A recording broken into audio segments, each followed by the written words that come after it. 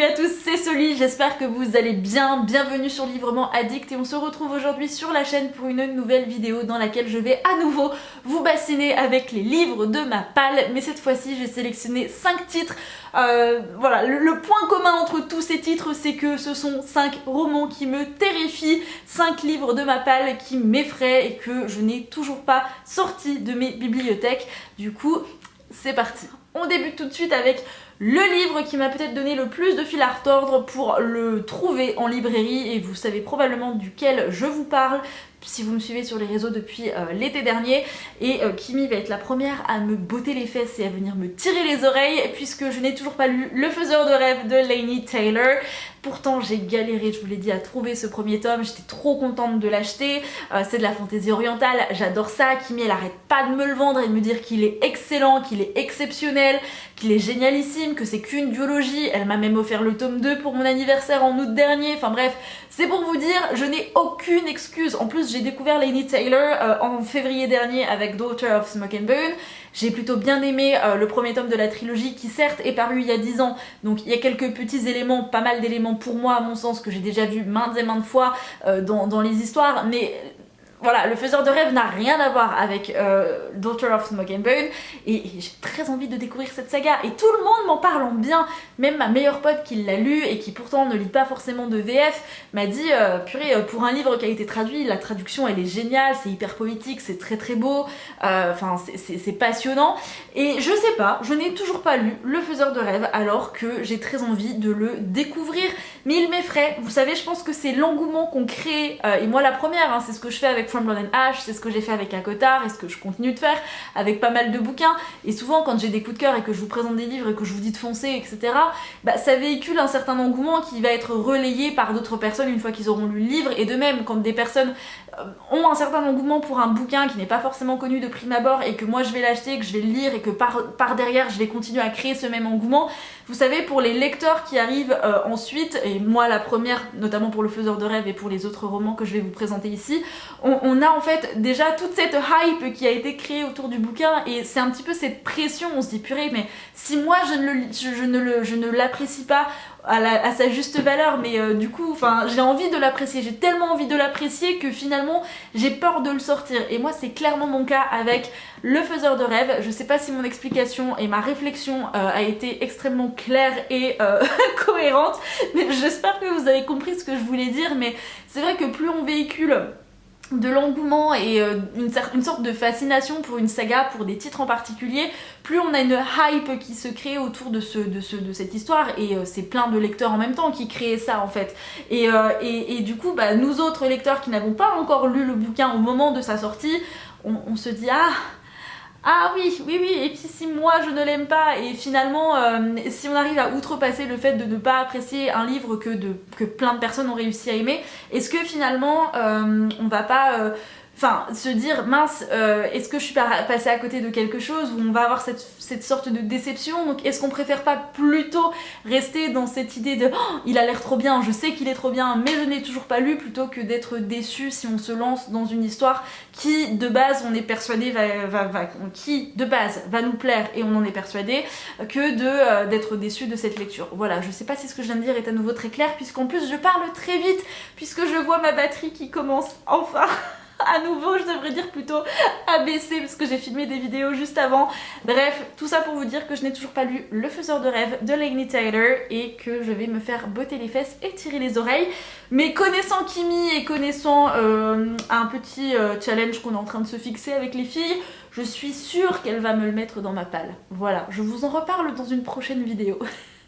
On poursuit avec un livre que j'ai dans ma palle depuis un petit moment, que j'ai voulu lire l'année dernière, il me semble, en janvier 2020, je crois que c'était. Alors soit j'avais pas les neurones qui s'étaient connectés suffisamment, ce qui était probablement le cas, soit j'étais pas dans le mood pour le lire. Quoi qu'il en soit, j'ai lu le premier chapitre et je vous assure que je n'ai rien pigé à ce que j'ai lu. Je me suis dit mais dans quoi on se plonge là en fait? Et là, en relisant le résumé pour vous en parler, je me suis dit forcément il a l'air génial ce bouquin, en plus il est dans ma palle, etc. Mais il me fait très très peur parce que je me dis purée, en fait ça se trouve je suis vraiment teubée et je ne vais rien comprendre à ce que je vais lire et je vais passer à côté de quelque chose alors que c'est une trilogie qui fait un carton, les couvertures en plus sont magnifiques, l'histoire a l'air absolument géniale.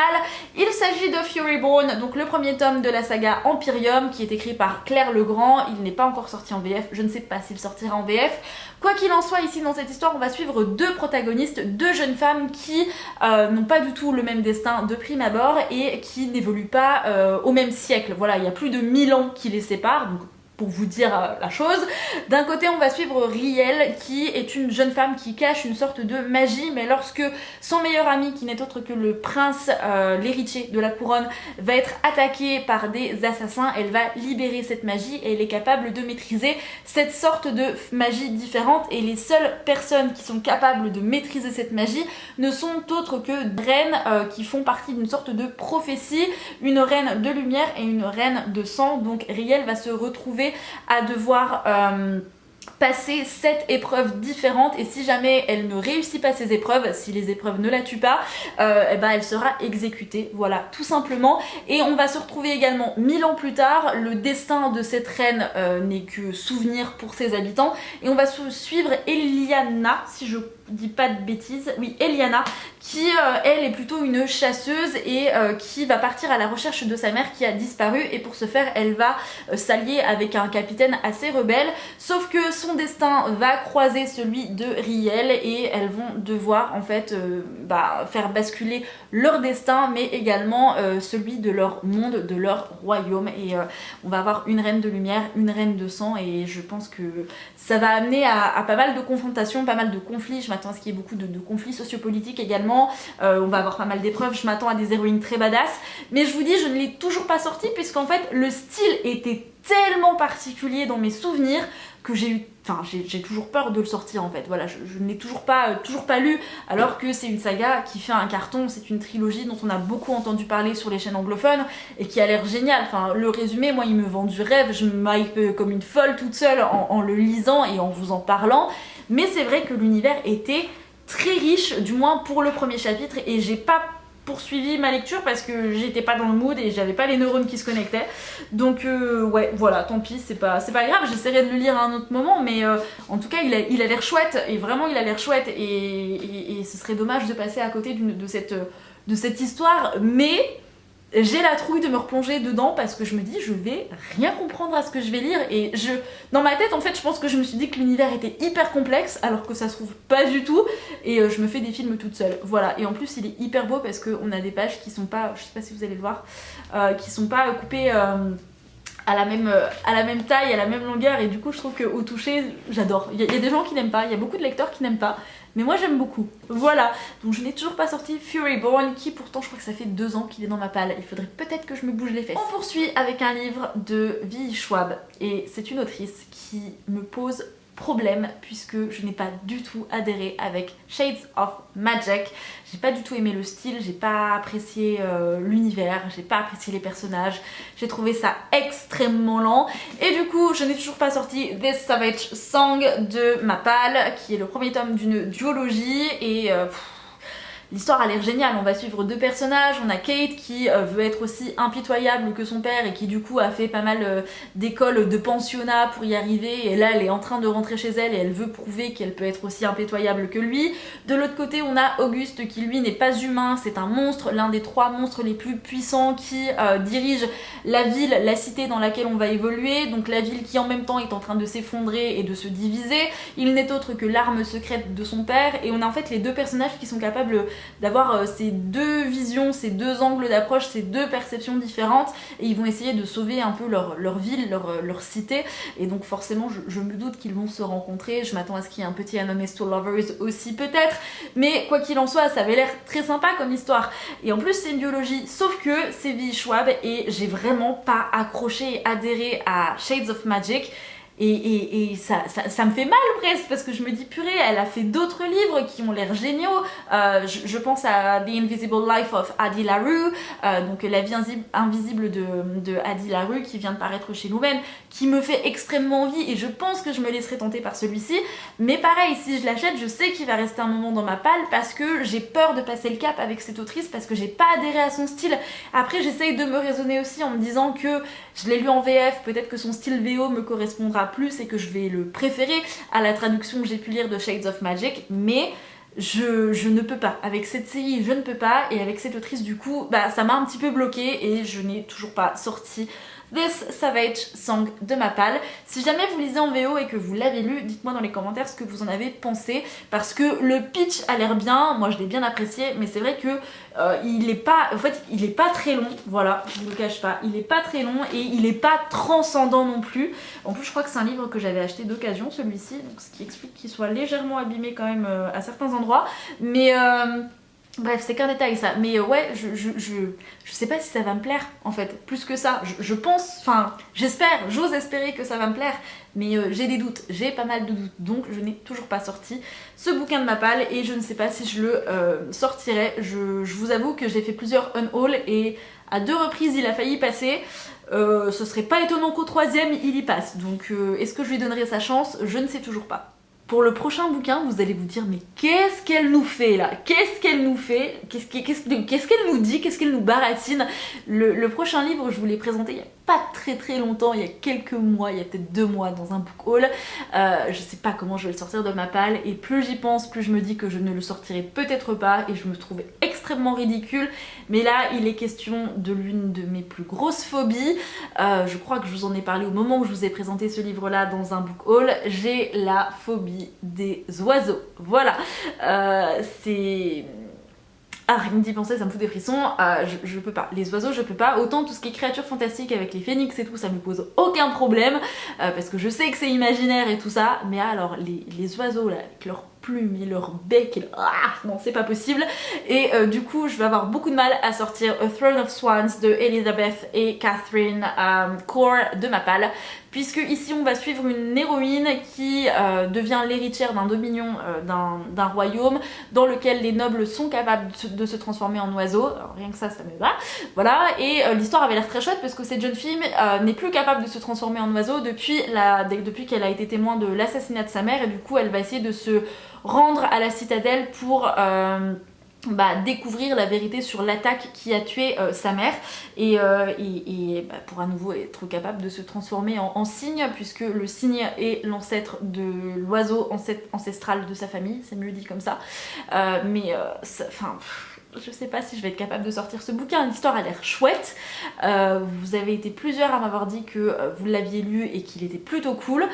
mais là il est question d'oiseaux et je crois que je vais vraiment pas pouvoir le lire et ça me fait crier quoi, parce que en plus le livre est très beau, l'histoire a l'air très sympa, mais avec cette foutue phobie de mes deux, je ne vais probablement pas réussir à le sortir avant un moment. Alors même si maintenant en termes de phobie ça va un peu mieux, c'est-à-dire que je ne change plus de trottoir quand il y a un pigeon sur le trottoir face à moi, du coup je ne traverse plus pour continuer mon chemin, ça va être très compliqué. Ça va être très compliqué. Dites-moi dans les commentaires si vous aussi il y a des livres que vous ne pouvez pas lire à cause de votre phobie, et dites-moi quelle est votre phobie, ça m'intéresse, et dites-moi si jamais vous avez la même phobie que moi, je me sentirai moins seule, parce que les gens sont souvent déroutée quand je leur dis que j'ai la phobie des oiseaux, mais je vous assure que... non, c'est pas possible, c'est pas possible. Et enfin on va terminer cette vidéo avec le dernier roman que je vais vous présenter. Là je ne l'ai pas sorti puisque c'est du Marissa Meyer, que je l'ai en VO, qu'il a l'air très bien, j'en ai entendu beaucoup de bien, je sais que Camille de Illy Demo l'a lu et adore cette trilogie. Je n'ai toujours pas lu Renegades de Marissa Meyer et j'ai très peur de le lire parce qu'elle a un style qui est très particulier en VO et je ne l'ai jamais tenté en fait, parce que j'en avais lu des extraits du moins de Cinder, des Chroniques lunaires, et je m'étais dit mais what the fuck. Et je sais que là on va avoir un côté un peu futuriste, j'imagine, avec tous ces super héros. En français il est paru sous le titre Le Gang des Prodiges, prodige et ça avait l'air chouette puisque là on va rencontrer des héros, donc ce sont des humains qui ont des super pouvoirs, qui ont des habilités particulières, qui sauvent la population des méchants dans cette cité, dans cette ville qui s'est effondrée, et on va suivre Nova qui a toutes les raisons de détester ces héros, donc ces renegades, et elle va se rapprocher d'un jeune homme qui est un renégat du coup, et je crois qu'on dit un renégat en français, comme renegade in English, et qui s'appelle Adrian, voilà. Et lui va croire en la justice et il se met à croire en Nova, sauf que Nova elle a